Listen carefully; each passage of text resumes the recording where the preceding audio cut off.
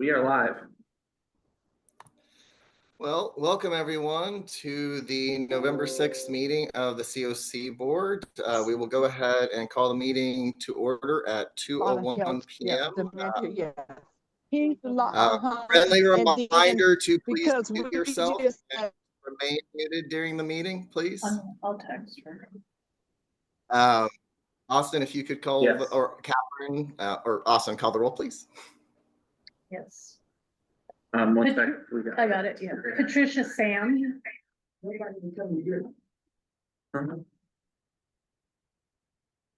Tamara Bauman. Here. Jaja Floyd. Here. Bella Irons. Present. Amaya Lenore. Here. Victor Liu. Present. Elizabeth Muffin. Present. Dorsal Plants. Here. Ruby Tuesday Romero. Here.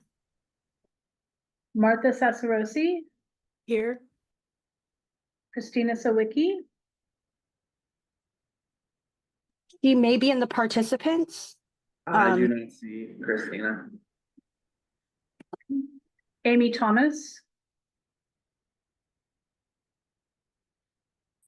Present. Thank you. TT White. Present.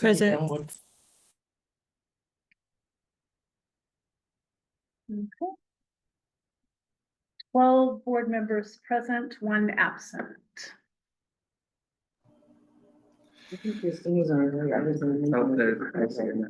She just hopped on. Did she just hop on? She Okay. just hopped on. 13 board members present. Excellent. Thank you very much, Catherine and Austin.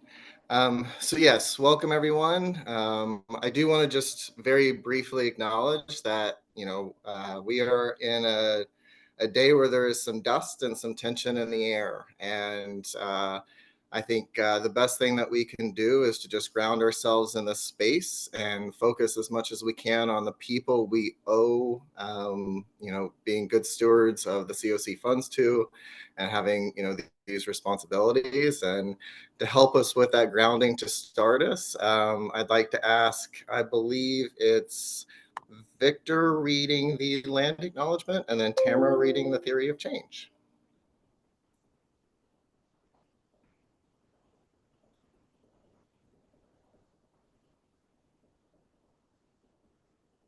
Victor, if you wanted to go first. All right, get out of here. Oh, can we pass or paste the land acknowledgement in the chat? Do I have that? I believe I just sent an email with the land acknowledgement to both Victor and Tamara, but I could be incorrect if that's easier.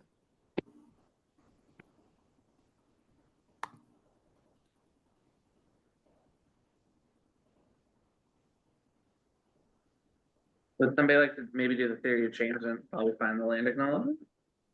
It would be on the Tamara. I got an email. I'm ready. Sorry about that. Perfect. Thank you, Victor. The Seattle King County Continuum of Care Board acknowledges that we work on the unceded traditional land of the Coast Salish people, specifically the First People of Seattle, the Duwamish people, original stewards of the land, past and present. We honor with gratitude the land itself and the Duwamish tribe. This acknowledgement only becomes meaningful when combined with accountable relationships and informed action, and is the first step in honoring the land we are on and their people.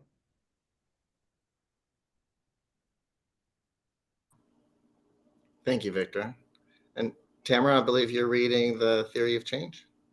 Hey, I am, and please excuse me for the rough timbre of my voice. KCRHA's theory of change. If we create a homelessness response system that centers the voices of people with lived experience and living experience of homelessness, then we can focus on responding to needs and eliminating inequities to end homelessness for all.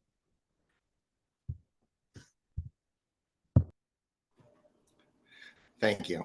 More than ever, I think it's important to remember why we're here and who we serve. And keeping that spirit in mind, now would be time in order for a motion to approve the minutes. I do just want to clarify that while the agenda has an error in it, we will be approving the October minutes and the special meeting minutes that were also in October. And those minutes were included in the agenda packet. So you did receive the correct minutes to review. But is there a motion? Yeah. There is a motion to amend the name of the minutes on our agenda and to accept the minutes. Thank you. Oh. PT White seconds. Okay, there's a motion to adopt the October minutes and special meeting minutes in October, and there has been a second by TT White. Is there any discussion? Yeah, hi, this is Ruby Romero, and I wanted to point out there's a slight edit in the notes or on the minutes during the special meeting on the 24th, I believe. At the end of the meeting, I accidentally misidentified the second on the motion, and I just wanted to clarify that it was actually TT White, and I didn't mean to put any words in Bella's mouth there. So I apologize but it was TT White that made the second, I believe. And if they wanted to confirm that, that'd be great, but thank you. Could we have a motion to modify? Now would be a time to make a motion to modify the minutes to make that correction if somebody was interested. I will move that we modify the minutes to reflect that correction. Thank you, Elizabeth. There's a motion to, I'm sorry, who was that? Christina. Right, we have a motion from Elizabeth and a second to modify. Is there any discussion on the modification? Hearing none, can we move into a roll call vote, Austin? Or Catherine, sorry. Catherine's doing a roll. Patricia Sam,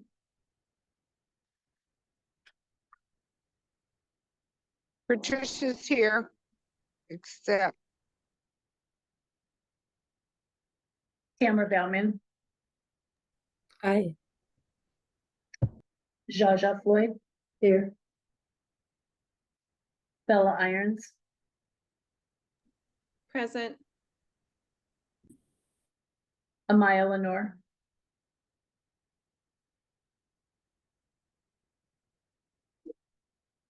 Here. Victor Liu, Here, I just have a brief comment. I noticed that Christina is in a public meeting. If we can move her into this, it would be great. But I approve, thanks.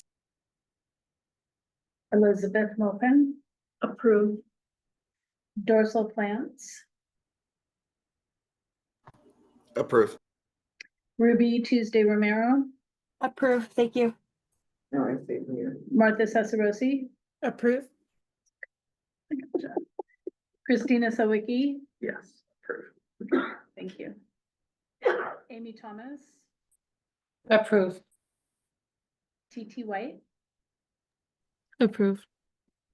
thank you. 13.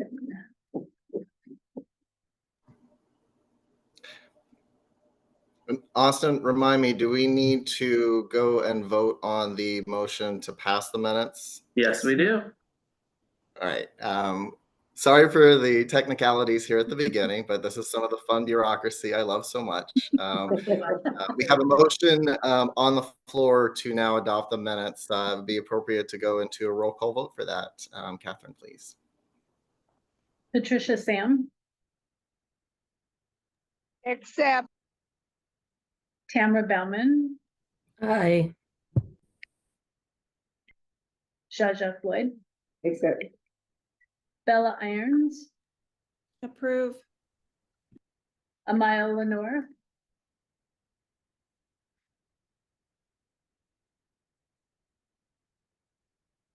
Amaya Lenore, Victor Liu, Sorry, could you repeat that? I was doing my laundry. You vote to approve the October regular and special meeting minutes as amended. Approve. Victor Liu, Approve. Elizabeth Mopin, Approve. Dorsal Plants, Approve. Ruby Tuesday Romero, Approve. Martha Sasarosi, Approve. Christina Sawicki,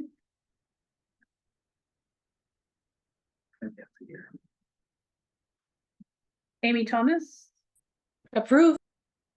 TT White, Approve. thank you. Christina Sawicki,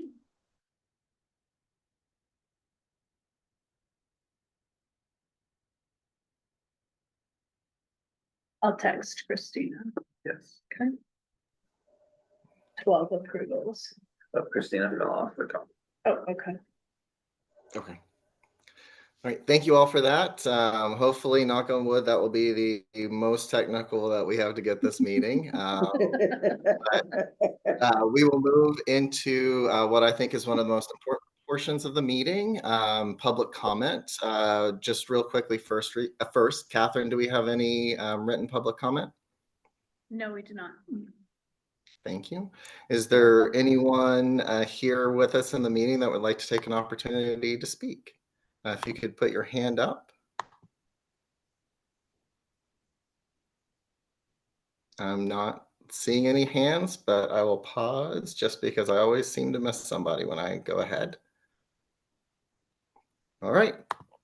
I don't see any public comment, so we will move into the work group reports, and I believe I will turn it over to my wonderful counterpart Ruby to start with the cross-cutting policy work group report. Yeah, great. Thank you, Dorsal, for leading the meeting today. I appreciate the time to speak to the public and to the board for being here. I know it's a tough day, like we talked about, so thank you for being present. Starting out with the cross-cutting policy work group, we were talking about how we're doing the community standards or the written standards for the Continuum. So we're just using a Google form to kind of evaluate where we are from the one that we're updating, and making sure that everything is up to HUD standards. So everyone will have that in one accessible area. And I'm open to questions about that. But that's pretty much what we are doing at the cross-cutting policy work group. I kind of have a system performance committee update, if that's okay to go into now. Okay. So the system performance committee meeting happened on October 16th, and we always continue to ground our meetings thanks to Tamara's idea of starting with lyrics.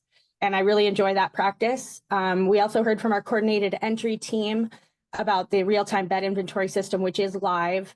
And so that's fantastic. There's been, rumblings about this for quite some time. I'm glad to see that it's really been able to take off and be something that we're working towards getting fully functional, but it is live. And our data team, I just want to say thank you to them, Leah and Tom on the coordinated entry team, and Janelle and Daniel with HMIS, and just a big thanks to everybody on the committee there too.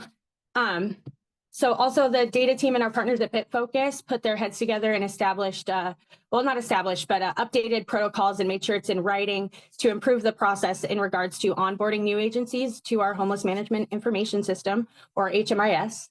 And that would include one of our newest members to the HMIS system, which is Anything Helps. And so we did get that resolved. And I just wanted to say big thanks to the HMIS team there. Speaking of that, we also got our report out from our administrator, and that provides us metrics on the usage across the system when it comes to active agencies, number of programs, and active users and logins and such. So these user surveys have been distributed to those users, the HMIS user survey, and the annual data cleanup and compliance checklists are being administered throughout Q4. So we had a pretty busy meeting last month at the System Performance Committee meeting, and in November, it will take care of, or we'll be doing discussions around the annual work plan, the co-chair election, and that will be on the same day as our convening, which quick quick plug for our convening is going to be on the 20th.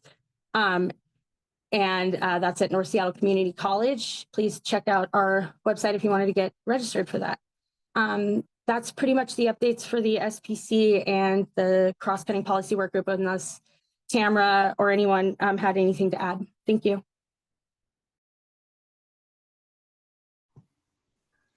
Nothing. Thank you, Tam. Yeah, go ahead.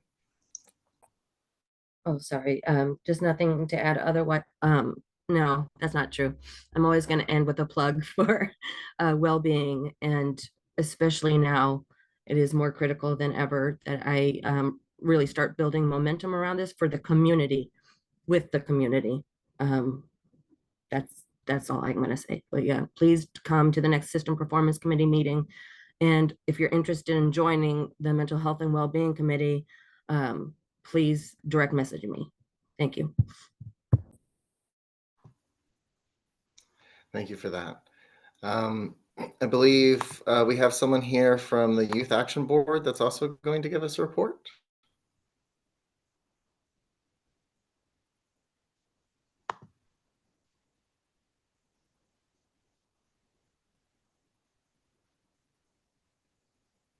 And you're muted, Austin and Catherine.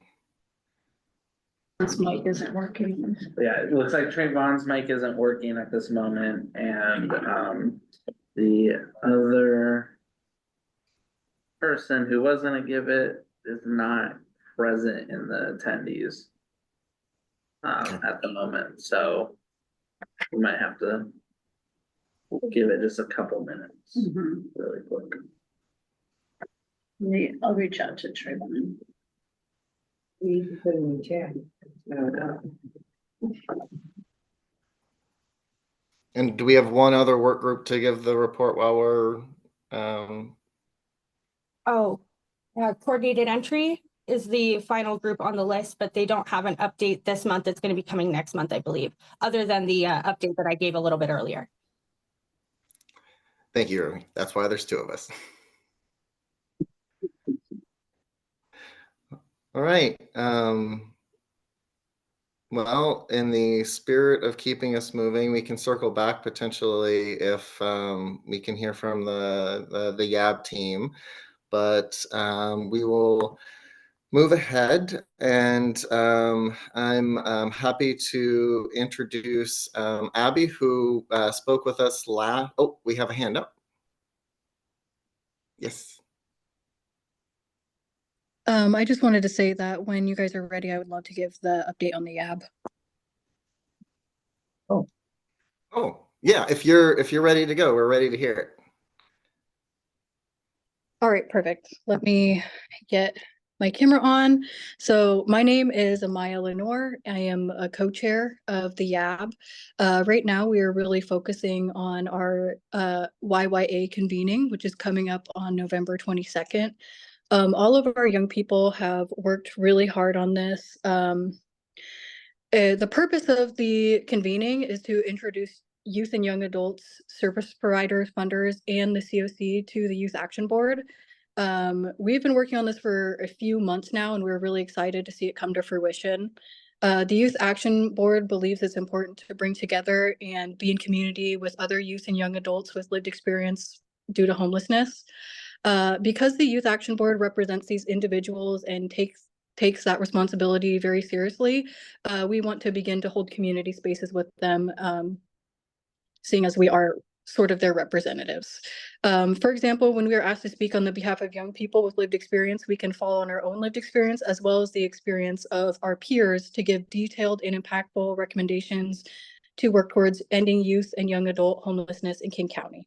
The convening is focused on bringing together youth and young adults so we can introduce ourselves to our peers and stay in community after the convening to connect them to the COC.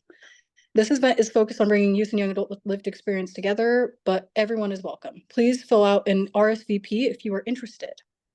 The YAB is also conducting outreach to different drop-in centers to connect with youth and young adults. In doing so, the YAB has had an opportunity to tell youth and young adults about what the YAB has going on.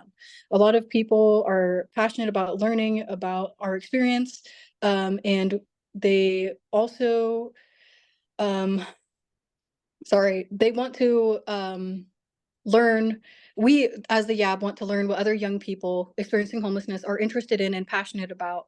And we also want to know their experience with the services they have received.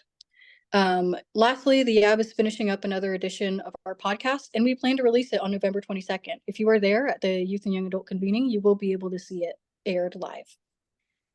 Thanks. Be on the lookout for that. Great. Thank you for that report. Oh, did I hear someone else? Okay. Thank you. All right, so we will move further down the agenda. We are making good time today, but that is never a bad thing. That's always a good thing. But last October at our formal meeting, not the special meeting, we heard a little bit about the COC Builds Grant. You may recall that it was a pot of money that was kind of had very specific criteria, and so staff was working to try and identify a project that would meet that criteria that would benefit the community. And we're going to hear a little bit more about the grant itself and the projects that they were able to make a decision on, and kind of what our next steps on that will be. And happy to turn it over to Amy to do the presentation. There, can you guys hear me? Yes. Perfect.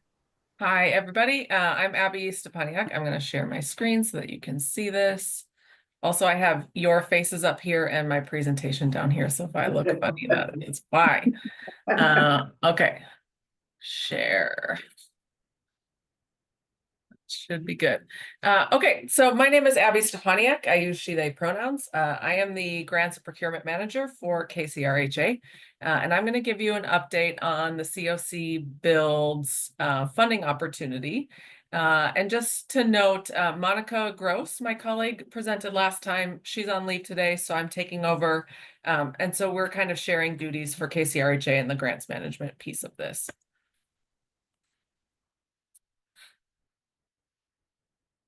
Great. So I want to just ground us in kind of what has happened and what needs to happen, because that might be helpful. So far, we have informed you all of the funding opportunity and answered some questions via 3 memos. Monica presented the opportunity to you all on the 2nd of October, which is my birthday, which is why I was not there. And since then, the city and the county have received capital applications. They have gone through all of those applications to figure out which ones really match this opportunity the best and gave us really the best shot at scoring as many points as possible. So projects have been selected for the application. And so where we are now is presenting to you all on the project selections. So just a recap, I don't think I need to go over this too much because Dorsal gave a good opener to it. But it's a pot of money open to COC geographic areas. It is specific capital funding for adding new units of permanent supportive housing through new construction, acquisition, or rehabilitation. The amount of money that's available is 10 million for sort of a main project, and potentially an additional 2 million for a project on tribal lands, which we were able to identify one that would work, which is great. So we're going after 12 million. And we will say again, it is highly competitive. So we might think we have a great application. We'll see what HUD says. And the NOFO has really clear priorities, which helped us really narrow down kind of one specific project that makes sense, along with the tribal project. So for the project selections, again, $12 million total in one-time funding. Projects were reviewed by the Seattle Office of Housing and King County Housing Finance staff. And they looked at all the applications against HUD's selection requirements to identify which capital project was most likely to be successful in this application. There were 3 applications that initially met the requirements. One later removed themselves, and then the group went back and looked between the 2 applications, which one really would let us possibly score the most points, which would lead to funding. And so that is how DESC Belmont was selected, along with a project at Muckleshoot Tribe. So the DESC Belmont project is a new construction project of 120 unit permanent supportive housing units within that building. And it was chosen, like I said, because they would have scored the most against the rating criteria that HUD laid out.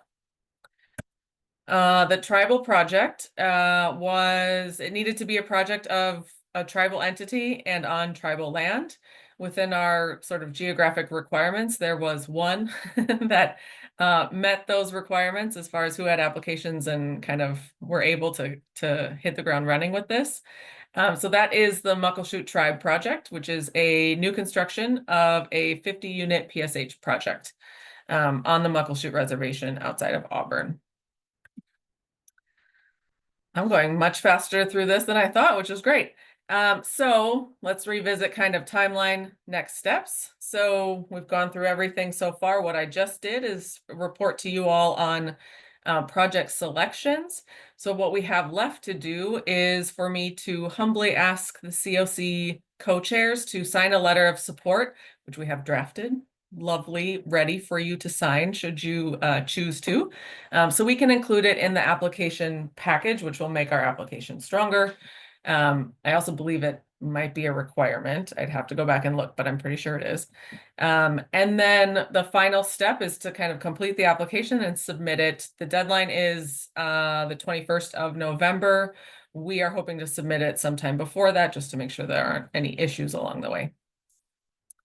And that is it. Does anybody have questions for me? Abby, do you have the letter that you could show? Yes. Let me kind of shuffle around and pull it up, but yes, I can. Thank you. Do you mind if we ask some questions while you're pulling it up, Please. Abby? Yes. I'm curious, and I understand if maybe it's something the organization doesn't want said in public meeting, but why did the one applicant actually end up withdrawing? I actually don't know. I wasn't a part of the selection process. King County and City of Seattle were. And so I actually am not sure why. Thank you. Ruby? Yeah, I just had a quick question. Well, actually, now I have two questions, but the first question is just surrounding the PSH in Auburn. I remember there was like recently, I think an RFP, and I'm trying to just rack my brain, and maybe it's in a different lane, but anyway, there was like 100-unit PSH building, and that was being built as well. I was just curious if this was the same, because I'm trying to understand if we had to have a project already in construction, right, for this grant, if I'm remembering that correctly. Yeah, I'm going to pull up my notes. I just asked this exact question yesterday. And so we needed to have, the applicant needed to already have site control. So I don't know if that particular project had site control at that point, but that's a pretty limiting factor. You kind of have to be like ready to roll tomorrow, which is why there were only so few that were eligible. And I feel like you had a second question, but I forgot what it was. No, I didn't ask it yet. Oh, good, great. No, thank you. And I was just curious about the selection process of, or the reviewing process was through King County, what department, and then just kind of gathering the involvement of choosing those. Yeah, thank you. Yeah, good question. It was through the Seattle Office of Housing and King County Department of Community Human Services in their housing division, I believe. Martha, feel free to correct me if I'm wrong. Yes, it was the capital team, the housing finance program. Oh, okay. Oh, that's good to have them involved, I would assume. Yes. All right. Thank you so much. I appreciate that. Yeah, of course. Abby, Say your name. Too. oh, hi, I'm Jaja Floyd. Abby, I have a question. How many units was the PSH in the Belmont project? The Belmont project was 120, but let me pull up my presentation. Pretty sure it was 120. Yes, that's right. Thank you. And then can you see my screen with the letter of support? Okay, great. It's very basic. It basically pulls exactly what the notice of funding opportunity wants from the board, which I thought is a great place to start. Just keep it simple.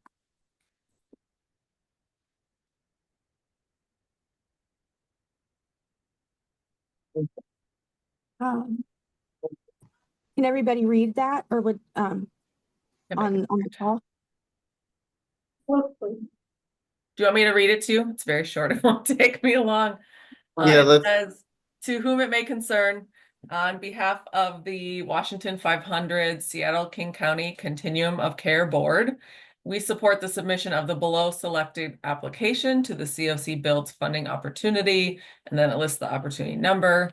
And then these are the things that HUD wants us to specifically define in the letter. So it's our number and name, which is Washington 500 Seattle King County. The applicant organization, which is the King County Department of Community and Human Services, the name of the project, which is DESC Belmont, and MHA Permanent Supportive Housing, and the total amount of funds requested, which is 10 million split between the two. And then it just says we look forward to partnering with HUD to support the expansion of permanent supportive housing resources in our community. And then there's a opportunity for Ruby and Dorsal to sign at the bottom. Bella, I see your hand. Verbally, you had said 10 million between the two, but the letter says 12. It's 10 million for the main project, which is DESC Belmont, and 2 million for a tribal project that we could add on to it. So it's 12 million total, 10 million for the main project. Okay, thank you.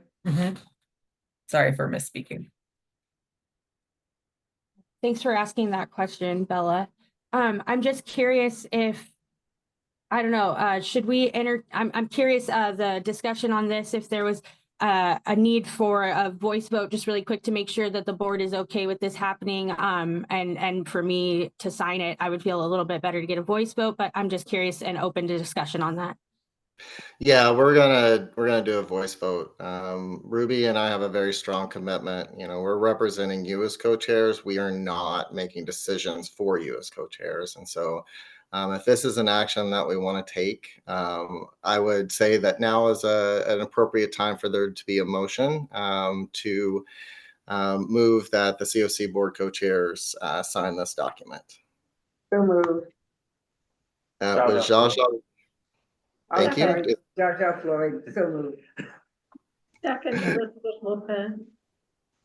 We have a motion and a second from Elizabeth. I'm going to do something a little bit different and hopefully it'll be okay. But rather than do a full roll call vote, I'm just going to do a simple voice vote. Before I do that, though, I'm going to ask if there's any discussion about the letter or us signing the letter.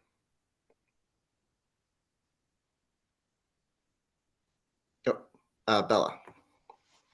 The only question that I have right now is if there is some kind of distinction in that $2 million extra that needs to be acknowledged in this letter, or if it's acknowledged in the application itself.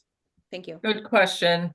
It'll be acknowledged in the application itself, and HUD is very specific with its $10 million for a main project and $2 million additional dollars. And so they'll be scored actually separately and not as one application, but sort of two different sections. Thank you. Amaya? Yeah, my question was, I thought I heard someone say that the $2 million for the tribal part is going to be added onto something else. Is the rest of it tribally funded?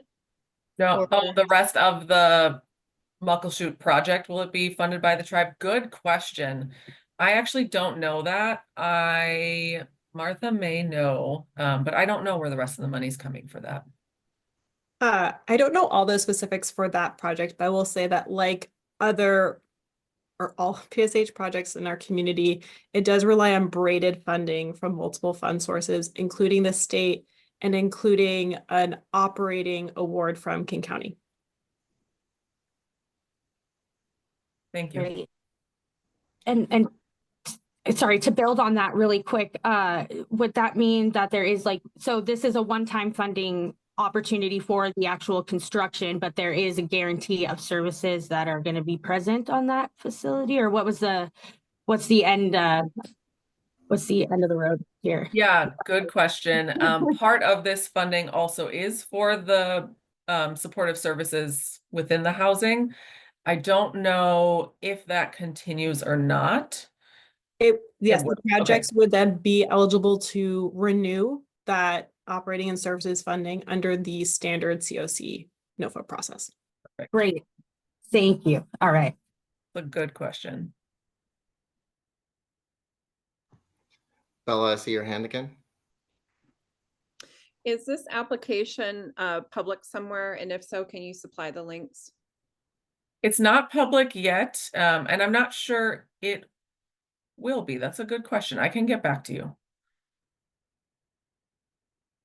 Oh, no, it does vary from the standard annual COC NOFO process in that there is not a public notice requirement. It's also a pretty quick turnaround for a capital funding application, and that's just like an answer. And then also hearing the request, I'm not trying to be responsive to the request about ultimately posting it online.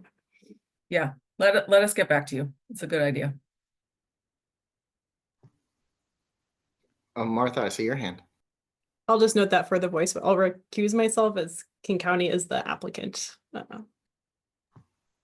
No, thank you. Absolutely. That is a fun visitor we have, Maya. Any further discussion, or actually to Martha's point, anyone else who feels they would need to recuse themselves on this vote? Excuse me, this is Patricia. Can I ask a clarifying question, please? Absolutely. Yeah. So, sorry I'm off camera. I won't give the reason I'm off camera, but I'm here. I heard that we're going to be voting for Dorso and our co-chairs to sign, correct? So maybe I didn't get this. What is the purpose of you signing this document, and why are we voting again? And last point is that just want to let you all know that I am an employee of DESC. Awesome. That's it for me. I'll answer part of the question, Dorsal, you can probably answer the other part. But including a letter of support from the COC board, I believe is actually a requirement. If it's not a requirement, it's going to look way better for our application, will give us better chances. But I am pretty sure it's actually a requirement in submitting the application. And at least for me, us signing this is just communicating that, you know, our region needs this, the 10 million and the $2 million, and that we had two organizations with the capability, the Housing Finance Program, reviewing these projects to make sure that they're ready to go. They are meeting the application, and so it's just communicating to HUD that we want the money, basically, as directly as I can see it. And it's something that I would never, and I feel Ruby would 100,000% agree. I don't ever want to sign anything from this board that we haven't voted on. That means we might have to vote more often, but that's tends to be mine, and I believe Ruby's approach to this. Bella. Yeah, I appreciate and agree with the voting as well. And if it entails more time, that's fine. My hesitancy is that this did not go through a public process, and I really do feel that we need to have this application noted to the public. I would prefer that it was done previous to us endorsing something so that we can actually look through what is being submitted and what we're asking for our signatures or our approval for your guys' signatures to be on. I understand that it's not required by HUD and that it could slow the process, but I definitely recommend that this is considered kind of a one-off in this situation because the requirements were not there for HUD, and that we strongly try to present this to the public even after the fact. I don't want any recourse for this, even if the requirements for public, notation were not there previous to it. Thank you. Jaja has her hand up. Hi, yeah, Bella, to that, I wanted to say when it was first presented to us, we did vote on it as a board. Okay this letter, but we didn't know who was gonna sign it. And so I believe that's why it was settled on that the co-chairs were signing it, because at one point it was like the co-chairs and a couple other people, and we didn't know how it was gonna settle. But as a board, I believe we've already voted on it. Just a point of clarification, you're right, Jaja, there was a letter that we did vote on. That was a separate letter though for the other aspects for the NOFO, I believe. Or no, it's for the prioritization No, list. it was for the lady who presented this. Monica. Yeah. Oh, it was? Oh, okay. Yeah, she presented Sorry. this building opportunity to us. It was capital, meaning for the building. It had to be already a project going on, right?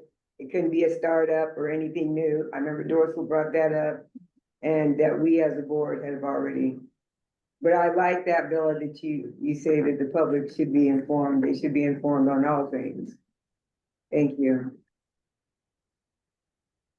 And Yeah, just a point of clarification. I agree. I was at that meeting and I did already kind of pre-approve that we would be looking at reviewing and signing this letter. But I do believe that we do need to still request that these documents, even post signature and endorsement, are provided to the public. That was my request. Thank you. I'm in agreement with that, Bella, also. I'm sorry, my name's Jaja. I always forget to do that. Yeah, thank you guys for that. I think that that's definitely something we can look at towards the future in future discussions when we're coming to elements of this sort. I agree. I think it should be public record, but I also think that, you know, whatever, when we can do it, it is going to be a effective post signature or what have you. So thank you for bringing those important points up, you guys. Thanks.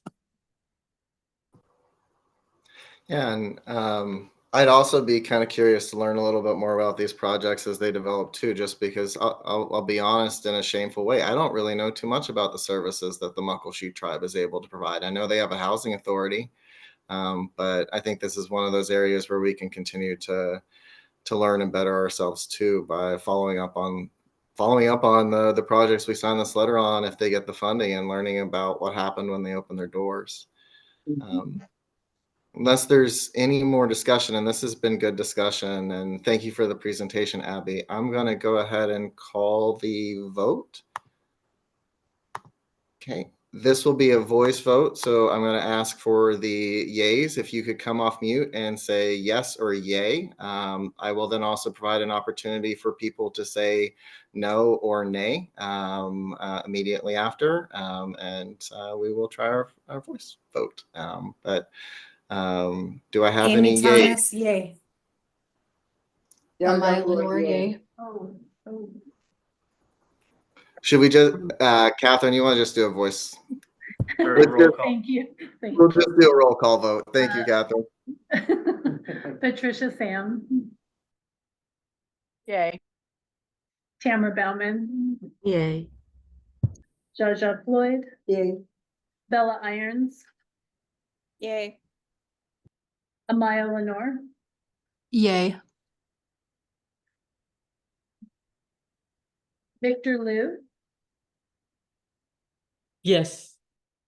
Elizabeth Maupin, Yeah, Dorsal Plants, Yes. Ruby Tuesday Romero,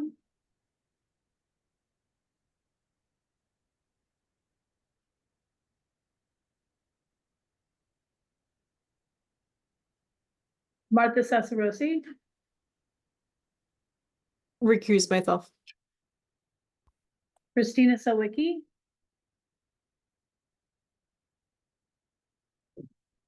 Amy Thomas, Yay. This is Amy Thomas. TT White,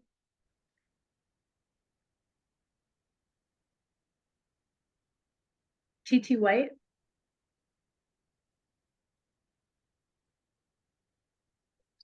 Ruby Tuesday Romero, Approve. TT White, I'm so sorry. Approve. thank you.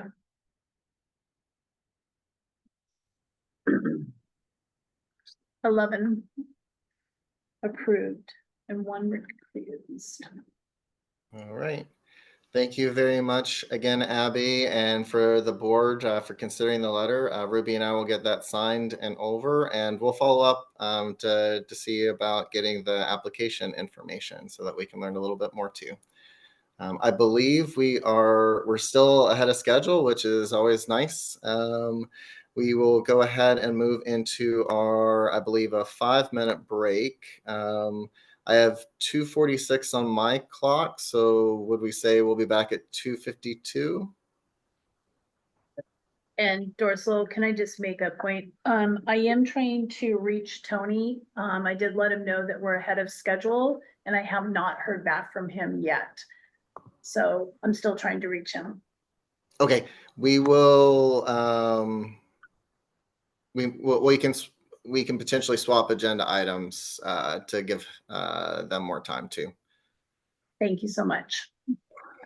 All right, see you all in 5 minutes.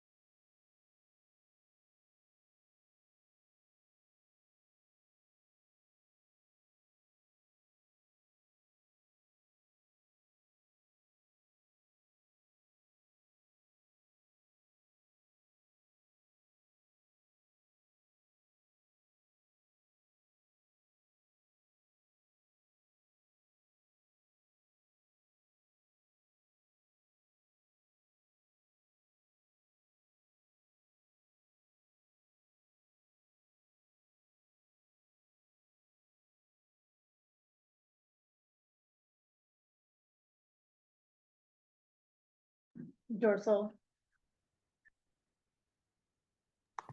Yes. I was able to reach Tody and he'll be jumping on in just a moment. So we should be okay. Okay. And we're just so efficient. We're running early. When I'm nervous, I go fast. So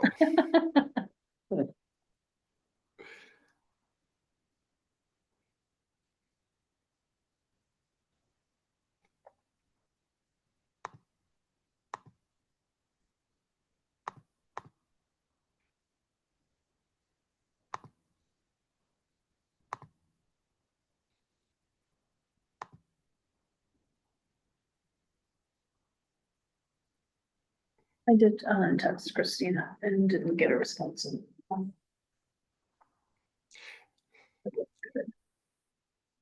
it sounds like there's. Thank you, TT. It sounds like there's something in her screen or a challenge with the screen with the pop-ups. Oh, you're Sure. muted. Oh, Yes. Sorry. I'm muted? No, no, no. Oh, that's why I was texting with her. Yes.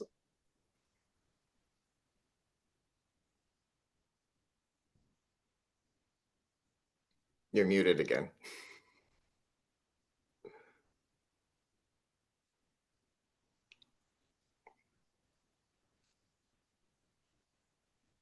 They might want to be muted. They might be muted on purpose. Thank you so much for leading this discussion today, Dorsey. You're doing great. Oh, thank you. No. Are we late? No, we're still just waiting on. We're waiting for Tony. So we are technically back, but our speaker is on the way in a minute or less. So, and we're ahead of schedule. So.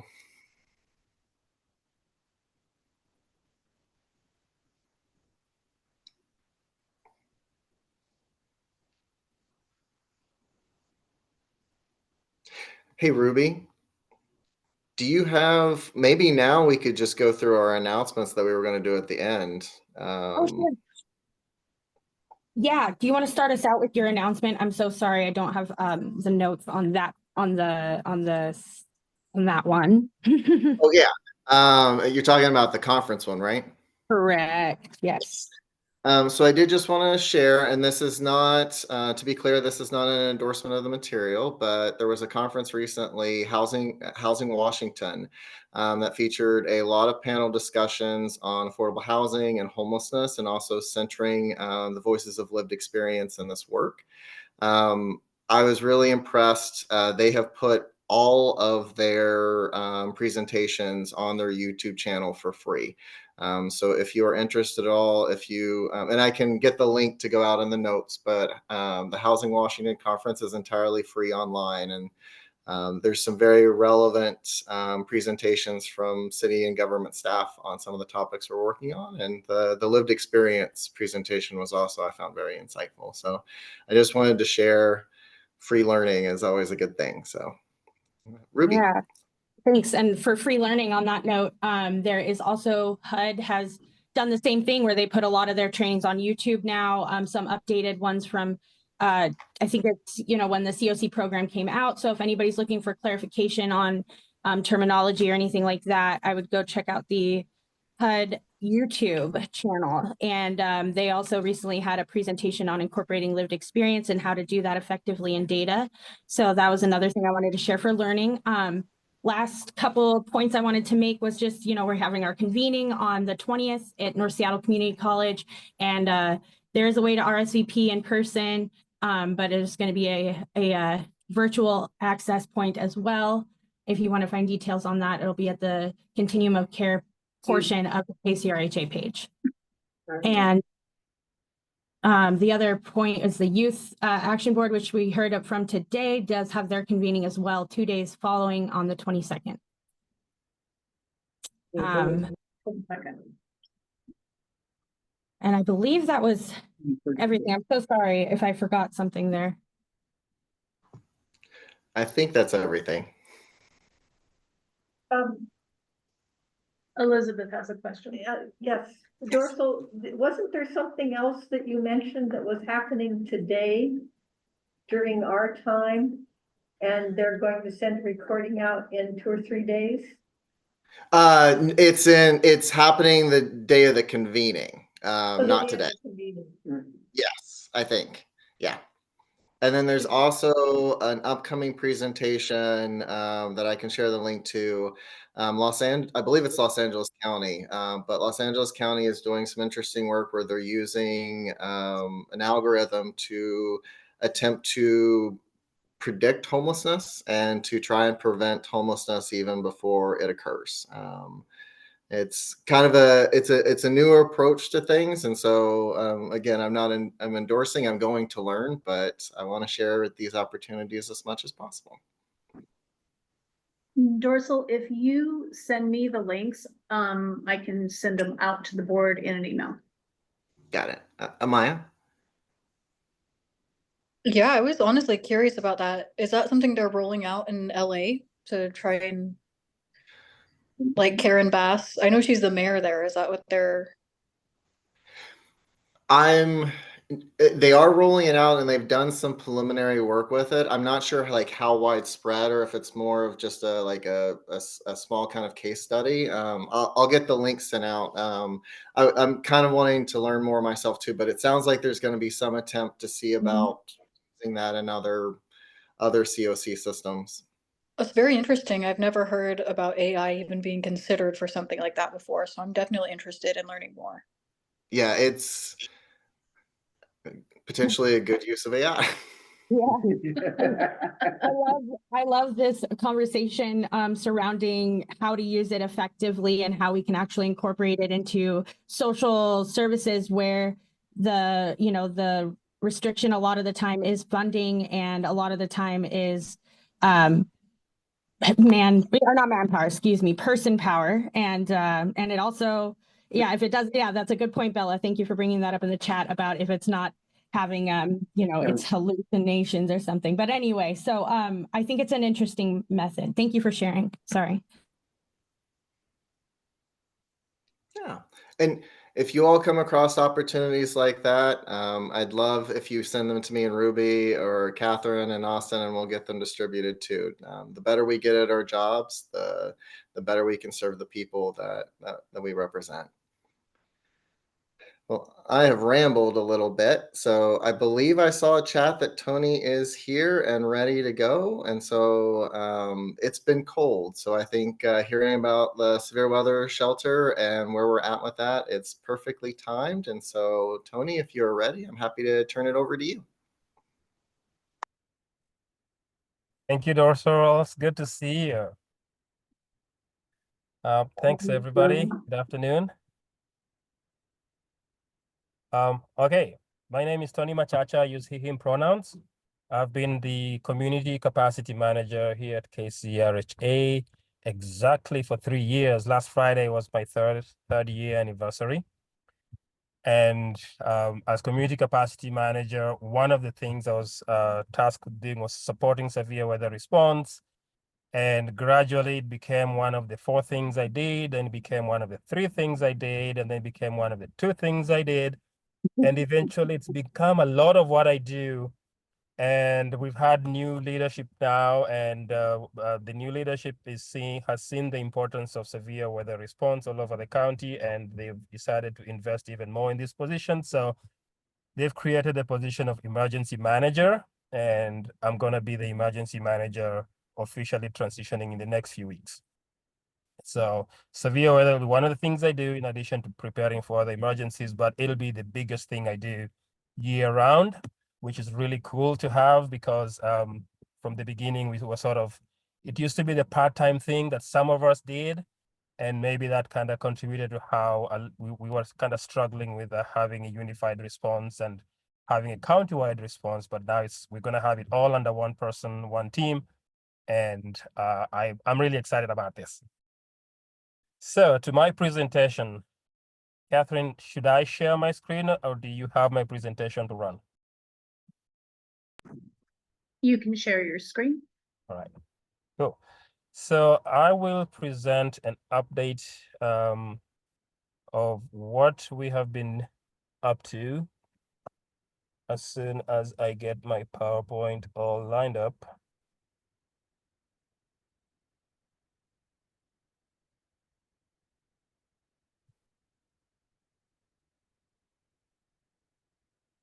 Here we go. Maybe you can see this. Yes. Good. All right. Okay, so this is an update of how we're preparing for this winter season, 2024-2025. We'll actually present in Teams. Oh, this is Zoom, Tony. This is Zoom, so it'll not work. Okay, cool. Yeah, if you just hit the present Yeah. button next to the undo, it should work. Little play button. There we go. There it is. Yeah, Ah, perfect. there we are. Yeah. Yeah, There we are. Thank you. Thank you for technical assistance. of course. So our mission still is to administer effective performance-based homeless services to support a high-functioning homelessness crisis response system to significantly decrease unsheltered homelessness across King County. And this is it's been updated from what we usually used to have. We just used to have that our purpose, our mission was to significantly decrease unsheltered homelessness across King County using equity and social justice principles. So this year we've kind of made it even more measurable, specific, actionable, and all that good stuff to really hold everybody accountable, including ourselves. And this is based on a theory of change, which you all know. If we create a homelessness response system that centers the voices of people with lived experience, then we'll be able to meet the needs and eliminate inequities in order to end homelessness for all. So that's what's guiding us. And I hope it'll be evident in the things we are doing going forward. Our role is to provide an emergency system. Our role in severe weather is to provide an emergency system of services, including opening safe short-term emergency day and nighttime shelters, and to coordinate the outreach to unsheltered people. And the outreach part is what I'll talk a little bit about towards the end as well, about the things, the good things, better things we're doing about outreach, despite the challenges. I would like to acknowledge our partners, key partners we have in our work. City of Seattle is a major funding partner of this work. And King County Executive's Office have also been giving us increasingly amount of money through DSHS. Public Health and the National Weather Service give us a lot of information that helps us to act. And King County Office of Emergency Management coordinate our actions and help us connect with other government partners in the area. And then Harborview Hospital and UW have been really good partners in giving us information and guiding us in setting up, for example, our tiers of response and making them more humane and more effective. Excuse me, Tony. Yeah. So sorry to interject, but would it be possible for you to speak a little bit slower? It looks like maybe one or two of the board members is having a hard time hearing. Okay. Thank you. And I think what will help me is to know, I didn't ask, how much time do I have? Because I think I'm wrapping because I thought I had 10 minutes. Oh, You have plenty of time. yeah. Probably closer to Okay. 30. Phew. All right. I'll slow down. I'll go from 120 BPM to like 90. So, what guides our winter weather activation tiers is these three set of increasing levels of activation, increasing activity and intensity based on conditions as they change. And we've had this as our guiding criteria for, I think, for this is the third year we're going to do it. We piloted these 2 winters ago, and last year was the full winter we were running with it. We had inherited a system that had been developed by the city of Seattle, which that system focused more on providing for employee fatigue and just how many days staff would be working had we been activating depending on conditions. But we spent the whole of the winter, fall, winter, and spring of 2022 with National Weather Service, Public Health, Harborview, physicians, and we kind of looked at the criteria, and eventually we came up with these new criteria, which are they better take into account the welfare of people who are living unsheltered. The flip side to it is that when you look at Seattle, we end up being in the tier 2 activation for a lot of days. And we were warned about that when we were proposing doing this, moving to it's a little bit more liberal activation, because if you look at the tier 2 activation, daily high temperatures at 40 degrees or below for 3 days, that is like Seattle from December through March, many days. And so we braced for it, and I think the 2022 to 23, when we piloted it, we ended up activating for about 60% of the time. And then last year, we were also activated for about 56, maybe 55% of the time for those 120 days. However, we've been fortunate to receive the funding from City of Seattle to have adequate response within the City of Seattle, which has been about 80% of our response in terms of the population served. As we go towards having a more coordinated response across the county, we're bringing on other providers. We just had an RFP for South King County. We got some money from King County this year. We're expanding services. So as we get to work with more providers around the county, we are not strictly holding everybody to these tiers as they join our collective, but we'll work to build capacity to find out what is needed and where, if it is funding, if it's facilities, if it's equipment or staffing, to figure out ways to work with the new providers coming on board to help them be able to also respond when we say we're activating because of these conditions. Because we've heard a lot from our partners in South King County, for example, that activating at 40 degrees or below for 3 days, they can't afford it. They don't have the staff, they don't have the facilities, or they don't have the equipment. So we've said, it's fine. We'll work with you, tell us what you can do, and then tell us what you need. And we'll keep on closing the loop between our external affairs team, our planning team, and other partners to help have a better response across the county. And so just looking at what we did this year, just looking back, is in January and February and part of March this year, we did have shelters that we activated. We had a tier 3. So tier 3 is the most severe response we'd have. And looking at the criteria again, it's when the daily high temperatures are at 3 degrees or below for any single day, or forecasted daily lows are at 30 or lower, or if we have any 24-hour rain or snow accumulation greater than 4 inches. And we met one or all of those conditions in January and also in March this year. And what we do is we have increased communications and outreach. We open the temporary warming shelters, day shelters and night shelters. And then we also work a lot on coordinating transportation, expanding transportation, working with partners with Metro, DCHS, vans. We've also worked with Seattle Fire Department. And yesterday we had an event, which was the Seattle tabletop exercise for winter sheltering, and had a good discussion with the Office of Emergency Management in Seattle. I'll be following up with them on how we can better coordinate transportation this winter, because one of the lessons we learned from last winter is that despite all the communications we get out on the outreach, if we haven't had a hard freeze, people don't take it seriously until 11 p.m. when they can't feel their fingers and faces.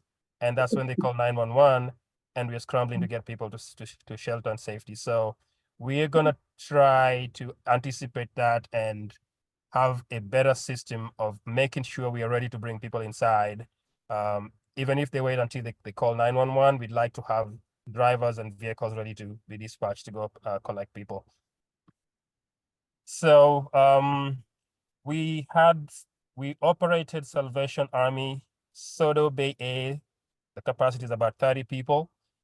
And we also had Salvation Army running the Seattle Center Exhibition Hall, and the capacity there is 350 max. We have those available this year once again. And then we also have we've renewed a contract with Urban League to run the St. Dunstan's shelter in Shoreline. And the capacity there is 30 beds. And last year or early this year, this summer, this winter, we didn't really reach even half the capacity at St. Dunstan's. So we're going to look at and talk to Urban League and figure out why there was that underutilization of such a critical resource when we know North Seattle really needs a shelter. We've been talking with Reclaim out in the Snoqualmie Valley.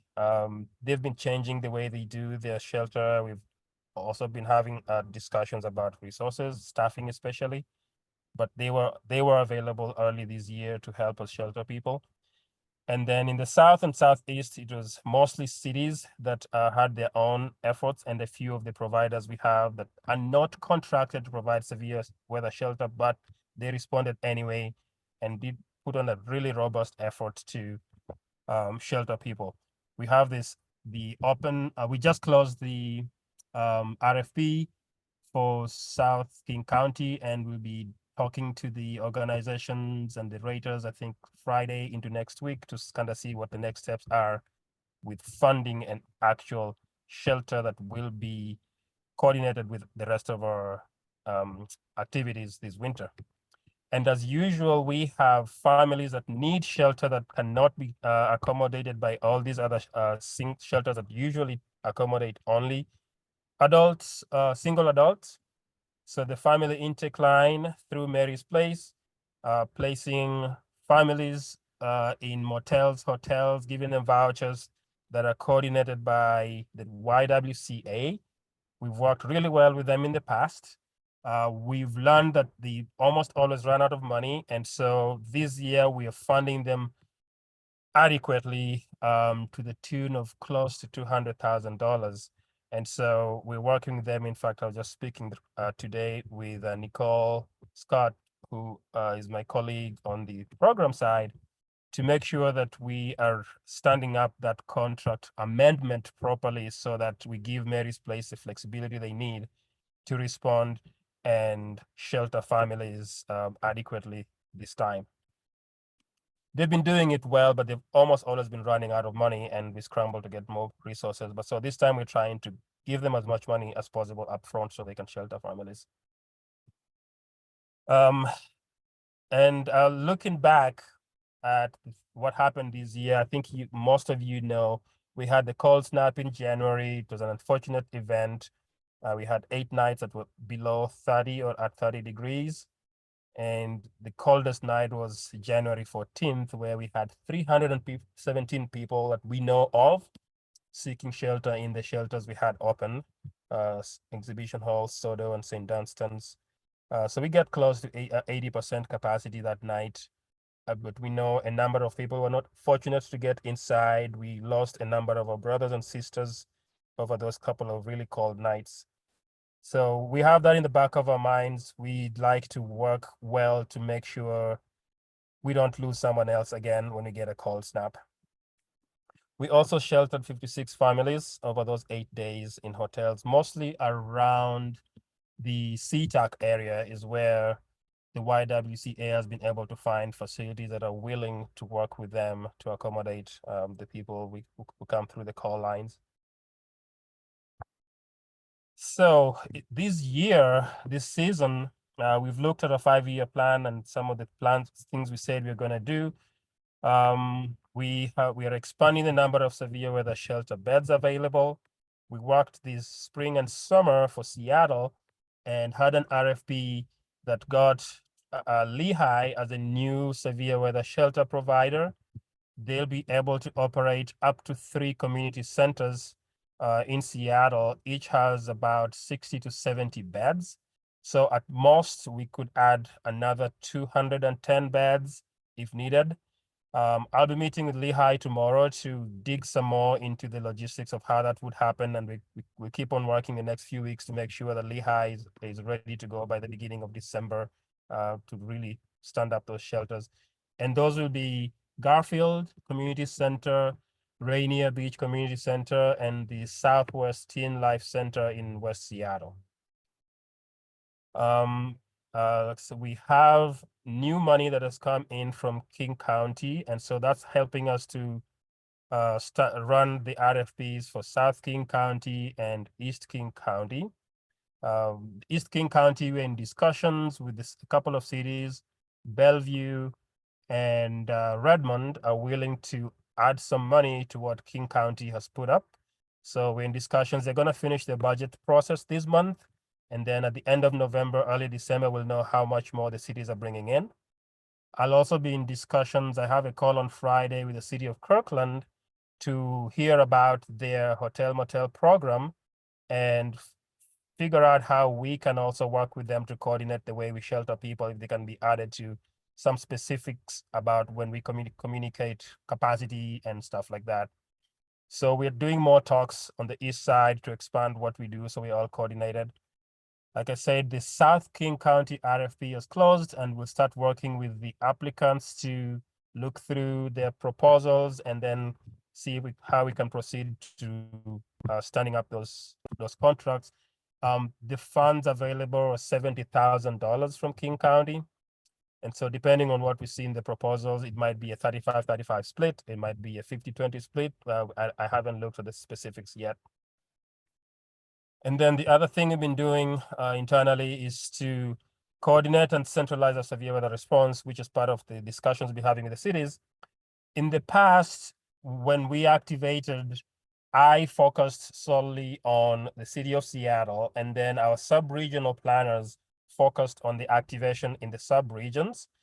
And so we spoke in our huddle, and then I kind of sent people out to do their sub-regional activations and discussions, and then they brought the information to me, and then I took it back to my supervisor and all that. We're trying to shorten that circuit. And also, since I'll be the emergency manager, we want all that work to occur under just one person. So there's a shorter distance between the issues being raised and the solutions and the coordination. So I'll be coordinating everything, the daily sub-regional huddles when we activate. I will do them sequentially. I'll do one for Seattle, and I'll do one for South, and do one for North, and then East. And so that way I'll know what's going on in one place. And if I'm not around, there'll be somebody who will take my position. And I have a number of people that I am having shadow me. I'm letting them know everything I do.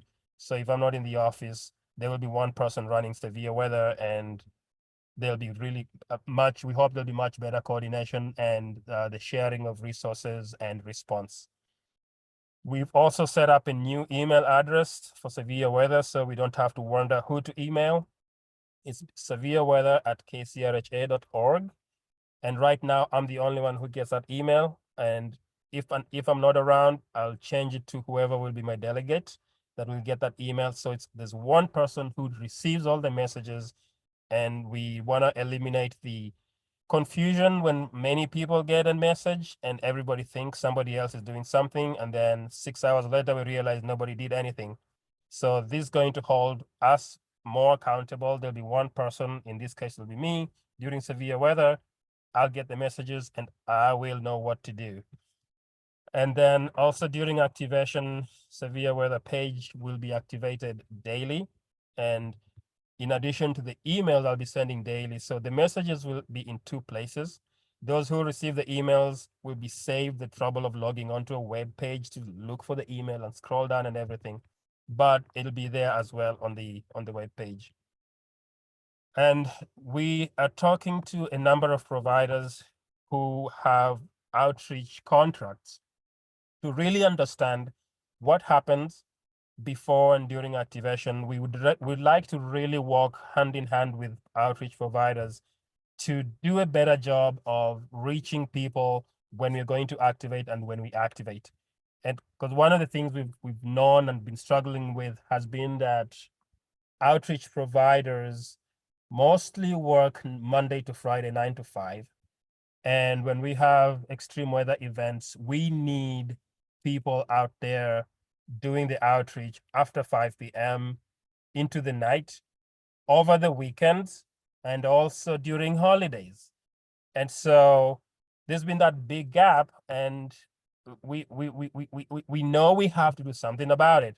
So I've always said we need to fund overtime for outreach workers. So we're talking about this.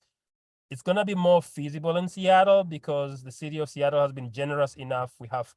I think we have enough funding to set up contracts that will pay for overtime for outreach. But so we'll discuss. I'll send my proposals in, and hopefully we'll get the okay to support our outreach workers to do this work. And on the other hand, we're also talking with the outreach providers to see if that is something they really want to do. Is there appetite for them to stay on after 5 and do some holidays and do weekends? So stay tuned. I'm hopeful. What I've heard from a couple of providers sounds hopeful and promising that we'll be able to get that improved this season. And I think we'll be able to do the same for South King, East King, and North King. And then internally, we've been working to change how we fund severe weather response, even in the short term. We've always had these announcements that goes out as before we activate that we have some funding available, and then we scramble to get resources out a week before. And that hasn't always given providers time to get either the staff or the supplies ready. So what we've been doing is we've looked back at all the contracted agencies that have been responding to us and saying we need money now. And we've gone to them and say, hey, we've got some money in our budget for your severe weather response next season. We'd like to offer you 2,000, 3,000, 5,000, depending on their historic requests.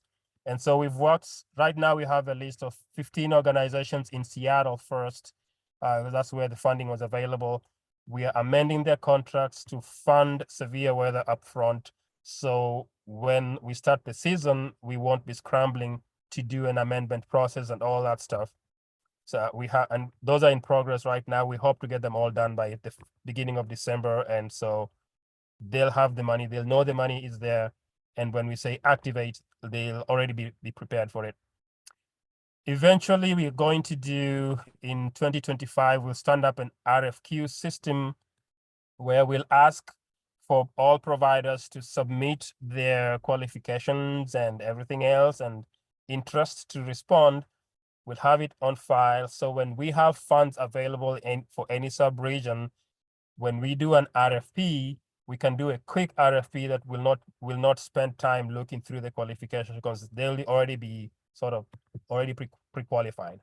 So that when we do an RFP, when the funds are available, it'll be faster because we know not all jurisdictions are able to give us the money or let us know that the money is available now, but we can work on the RFQ part and get providers pre-qualified going into the future.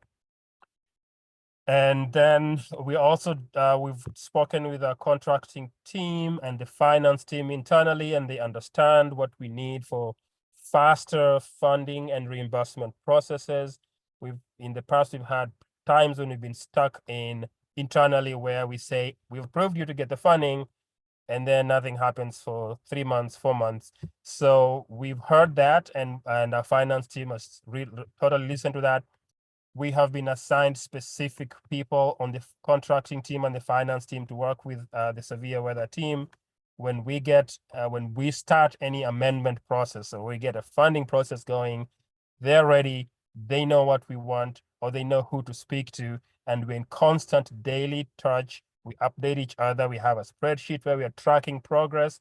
I can open it and look and see where each contract is in the amendment process, and I can ask, hey, you say you sent this back to the grantee. What did you send it back for? Have they responded?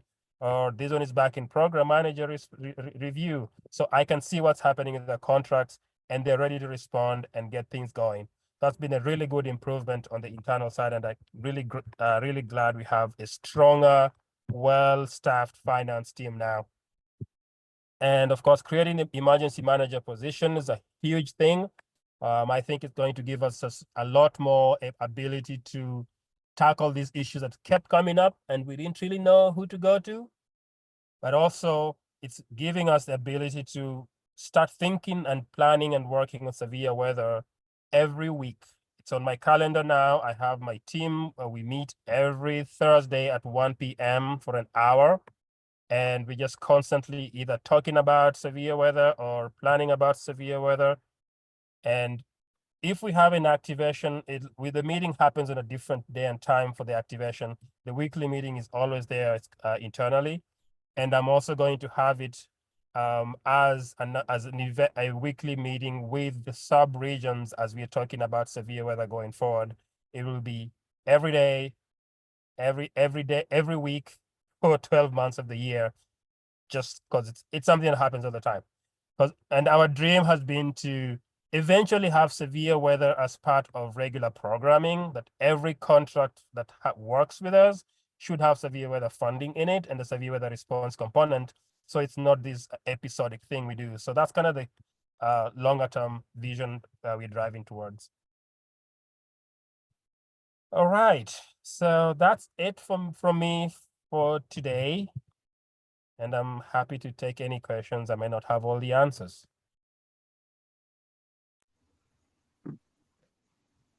Who will facilitate the, well, Yes, okay.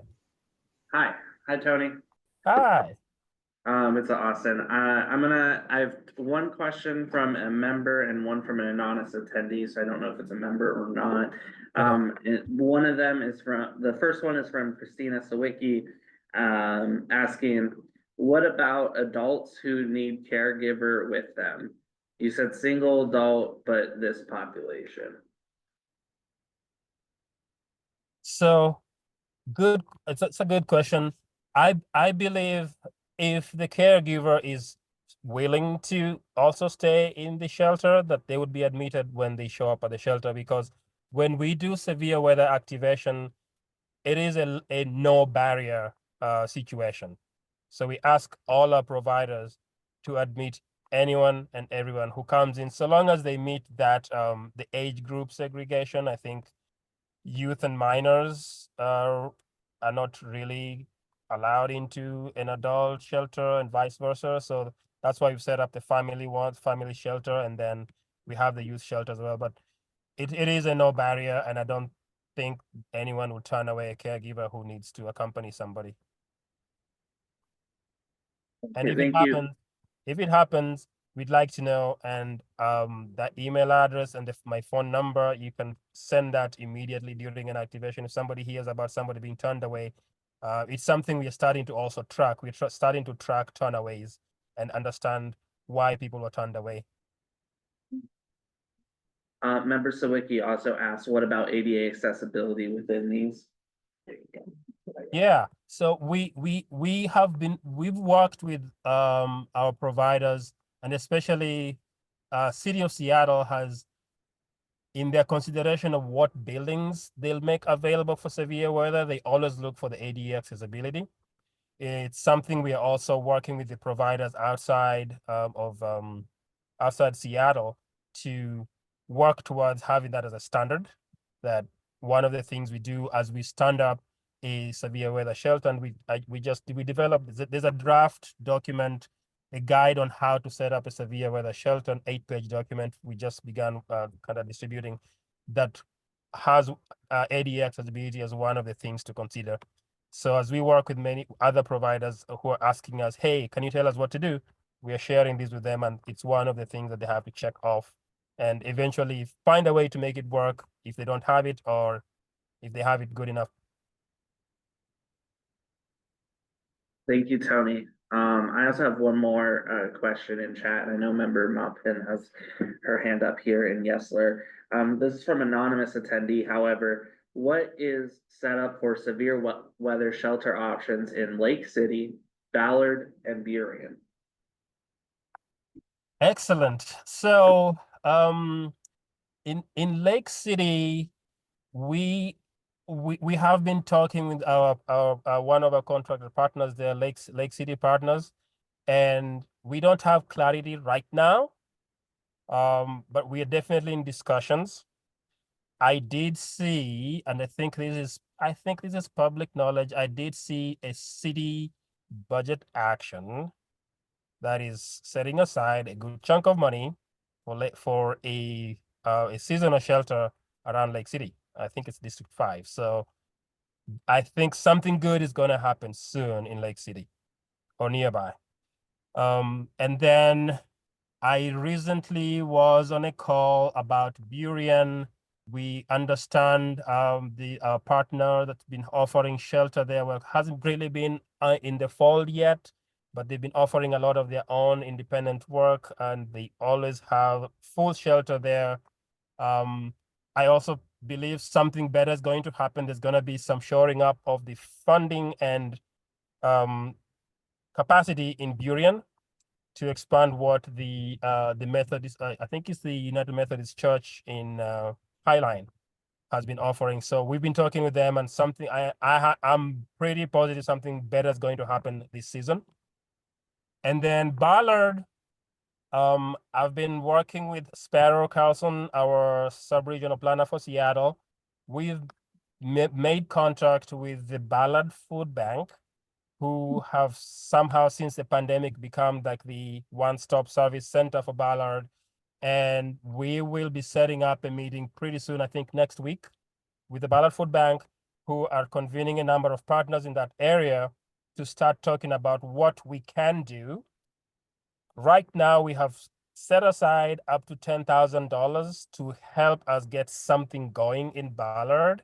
With the funding we have, because that's the maximum amount we can set aside without going through a competitive RFP process. But as soon as we identify an organization or a partner or some way to offer more continuous support that will need more than $10,000, I think we should be able to work with our finance team and a contracting team to create something else that would be an RFP focused on that part of Seattle and get more funding going in that area. But so we're really focused on Ballard, and hopefully we've been praying for some kind of miracle that somebody will come from Ballard and say, hey, I have these 2,000 square foot hall, and can you set up beds over here? That's what we're hoping for. But we're working on that. Awesome. Thank you, Tony. That concludes the questions and answers from chat. However, as mentioned, member Mumpin has her hand up. Yep. Hello, this is Elizabeth Mumpin, and I'm asking, in what way could faith communities help with the severe weather response? Providing a place, yes, but are there other ways in which they could help? Yeah, so we've been talking about this, and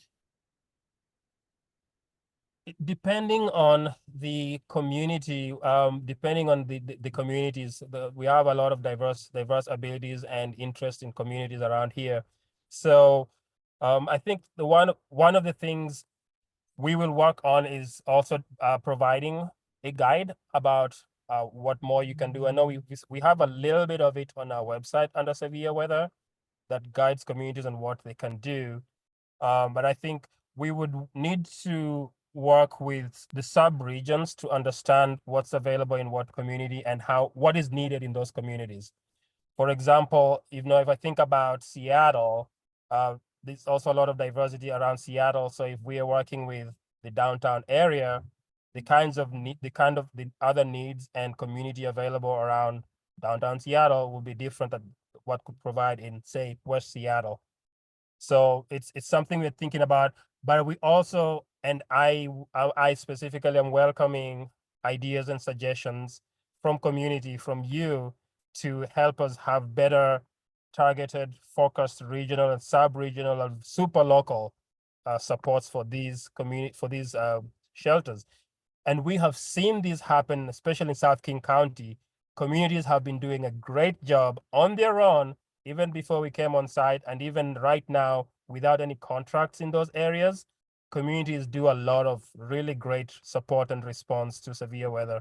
So it's already happening, and maybe we just need to do a better job of chronicling this and sharing back about what we're seeing in the communities. So I don't think anyone is doing it.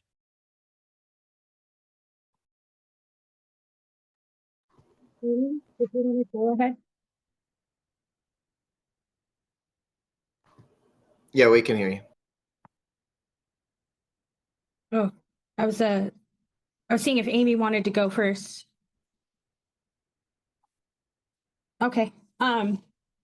Yeah, I just had a couple of questions for you, Tony. Thank you so much for this update. What a great update this was. I'm glad to hear that there's movement on a lot of the things the community has spoken about wanting to see in the severe weather response. So that is fabulous. I also loved your music context of bringing it down from 120 BPM to 90 BPM. That was great. As a musician, I respect that. So but the questions I had for you were surrounding, so the rotation of locations downtown, like I know that there was like last year, one day was at City Hall and another day was at somewhere else. And I was just curious if there was a way to kind of shore up how that gets communicated to people, or if there was any thought about that. And then my other question was about the location you had mentioned in West Seattle, and if I could just get the name on that again. And then the last question I had was surrounding vehicle residency and, outreach to vehicle residency people that are some of the largest part of the population. So as we know, it's really deadly out there. So thank you so much for all this hard work. I'm really excited. Yeah, thank you, Ruby. So for West Seattle, we have not identified a specific location yet.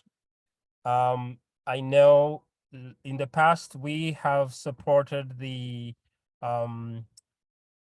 American Legion Post 160 or the West Seattle Veterans Center.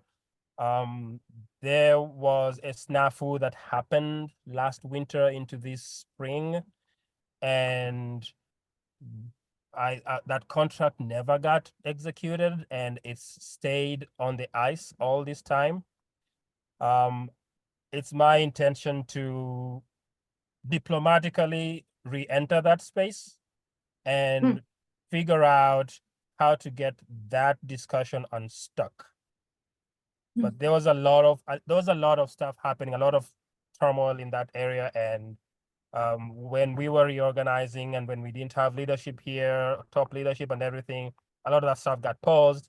And so, but I know they're there. I have a number of personal friends at the Post 160 that I talk with, and it's just been hard to get that engine restarted, but I'm going to focus on that as well this season.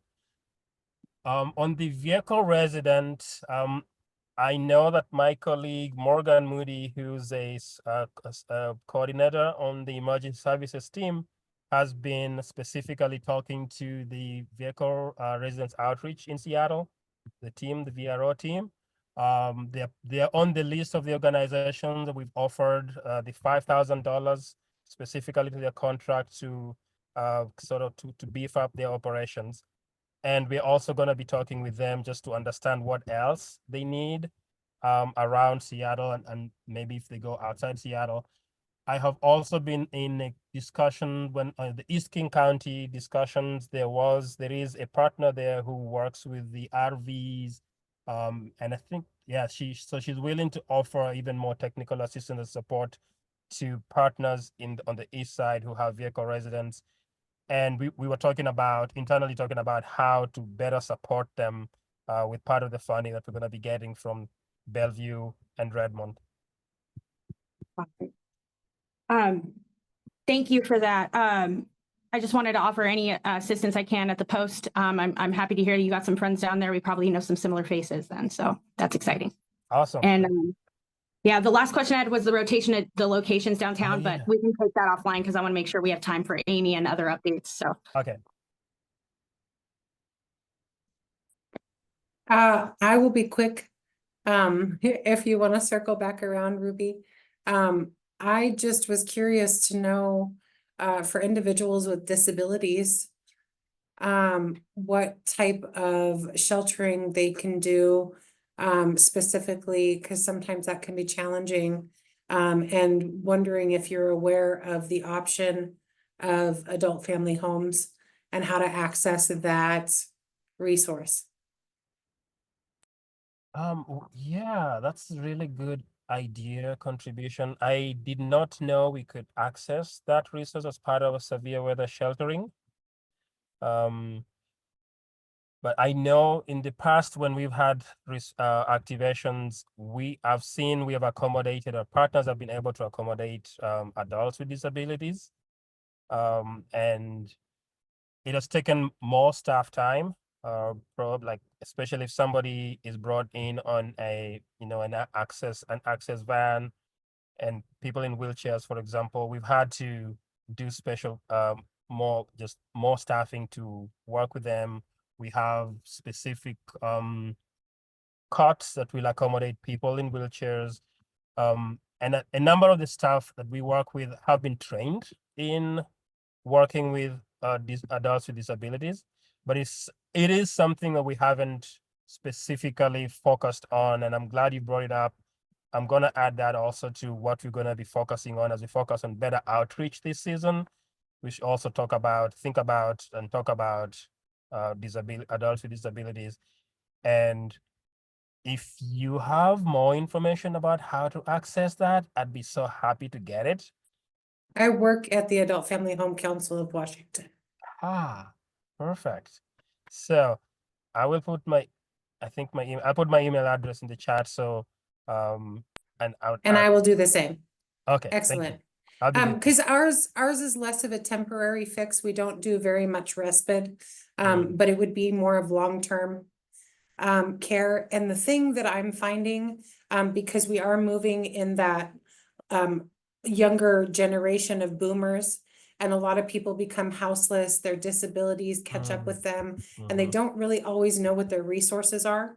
And we have such an influx of case management, and case managers don't really know what the resources are. And so I'd just like to help bridge that gap if I can. And we have an amazing website that we have that's like Zillow, where you can look at pictures and select different items. But then there's also a DSHS website with an adult family home locator. And there's approximately, I believe, 1,600 adult family homes, and they're mostly licensed for about 6 individuals at a time. So it would be 1 to 6 individuals of care in a community setting. And then they get community outreach and other supports built around them, mental health supports, MCO, ECS, SBS, and all kinds of wraparound programs. So let's talk sometime. Thank you. Thank you.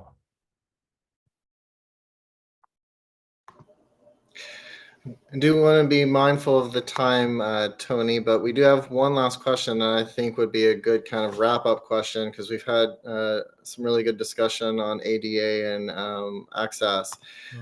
Is there a repository, or is there a place where somebody, say a faith-based organization, is doing severe weather shelter, where they could get resources or support to become more ADA accessible, such as a lift to help somebody move from a wheelchair to their actual shelter bed? We do not have a resource in, we haven't set that up yet. But it's something good as well. I think if there's a need, let's put it up on our plan to build it out. And I may have some resources for that as well. There are some places that get donations in the areas, different areas. I think there's one specifically in King County. Wonderful. Yeah, a resource share would be a great opportunity potentially. Well, thank you so much, Tony. I know that there's more to discuss, but severe weather shelter is that important. We're never going to finish discussing it until we just have enough housing for everybody to not need severe weather shelter. So Tony, we will definitely be having you back, and send any additional questions. Tony's phone is even in the chat, so you can get Tony directly. Thank you so much. Thank you. We've got one last thing. We've gone from having a bunch of time to, in classic government fashion, we've gone from excess to need. We're running out of time. But we do have one more very important item to cover really quickly. Unfortunately, Kelsey is not available to be here. She had a conflict, and I'm hoping she's going to get some rest soon. But Ruby is going to do a presentation on the NOFO application and where we're at. Take it away, Ruby. Thank you. Yeah, and I just wanted to say thanks again to Tony for coming and giving us a really in-depth look at the severe weather, and I'm really excited to see the progress there. So thank you, and thank you guys again for being here today and staying with us for the whole meeting. The update that I have for you is not so much a presentation, just a quick. We've done a lot of presentations on the NOFO, and we do have all of those accessible on our website as well. But we've finally wrapped it up and it has been submitted to HUD. So the fiscal year 24 notice of funding opportunity has been submitted to the Department of Housing and Urban Development. Yay! That was on October 28th. And so we should hear back from HUD in spring of 2025. In the meantime, we will be working to review the consolidated application and to inform the COC on the work in 2025. So the board co-chairs, myself and Dorsal, along with key COC members on the coordinated entry and system performance committee committees, as well as the YAB, will convene with KCRHA staff in December to draft out a work plan for review in January. And so that's just a quick update on that. Just wanted to let you guys know that we have reached the end of the road on that. And on that note as well, I was going to update people that there is not going to be an implementation board meeting this month either. If anybody was looking out for that. And then the last part is just, we're going to have our meeting on the 20th, which we've already talked about for the convening, but we also have our next regular meeting on the first Wednesday in December, which of course I don't have that up. I think it's the 4th. Thank you, the 4th. Thank you, Catherine, saved me there. From 2 to 4 p.m. So thank you guys. Any questions about the NOFO application? Kelsey is our expert, but we can try to answer or get them to her. All right. I don't see any. Oh, no, maybe. Nope, that was me. Sorry. Okay. Good. One other future casting thing to just make a quick note, we are going to need to move the January COC board meeting because it falls on the holiday. And so we want you all to celebrate a wonderful new year. So we'll get you the new day and time out after this meeting. But I want to get you as much heads up as possible. We've now gone back to having a little extra time, but we can give that back to you in your day unless there's any announcements or anything for the good of the order that anyone would like to share. I'm adjourned. Yeah, okay. I hear a motion there to adjourn. Do I hear a second? I second, Amy. Thank you, Amy. Thanks. And I think Jaja was the one that made the motion. Is there any objections to ending the meeting 10 minutes early and getting 10 minutes back to your day? No objection. No objection to that. I didn't expect many. Great. Well, thank you guys so much for being here, and we'll see you in a couple weeks for the convening, and take care. The meeting's adjourned.